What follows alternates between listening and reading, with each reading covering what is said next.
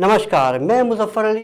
दस्तक दरवाजे पर यकायक होने वाली दस्तक हर एक को कुछ क्षण के लिए स्थिर कर देती है, और यही दस्तक रात को सोते के बाद हो तो एक अनजाना भय दिमाग में पैदा होकर दिल में उतर जाता है। कई सवाल दिमाग में कौंधते हैं। कौन हो सकता है? अड़ोस पड़ोस में कोई बीमार तो नहीं? कोई रिश्तेदार की खबर हो? मतलब एक अनजाना भय दिल दिमाग में बन जाता है। उर्दू के लेखक हुए हैं राजेंद्र सिंह बेदी। उन्होंने एक कहानी लिखी थी, दस्तक।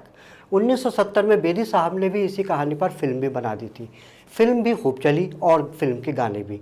हम हैं मकाए कूचा बाज़ार की तरह, उठती है हर निगाह खरीदार की तरह। मजरू सुल्तानपुरी ने लिखा और लता मंगेशकर ने अपनी मखमली आवाज़ में इसे गाया। आज भी 60-70 दशक पीढ़ी का पसंदीदा गाना होगा।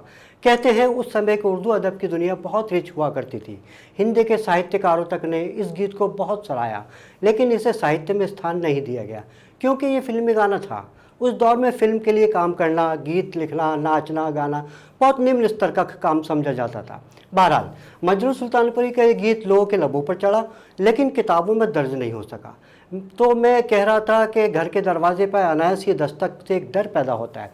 अब मान लीजिए अशोक गहलोत साहब के घर दस्तक हो तो हो सकता है कि वो सोचे कहीं सचिन फिर कोई निमंत्रण कार्ड लेकर तो नहीं आ गया।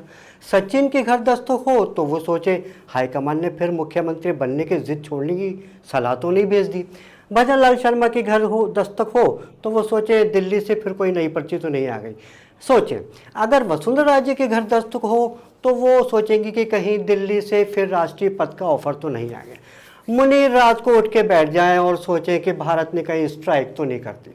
मतलब एक दस्तक दिल की धड़कन को बढ़ा देती है। हालांकि ये भी कुछ लोग कह सकते हैं कि अब दस्तक का ज़माना नहीं रहा।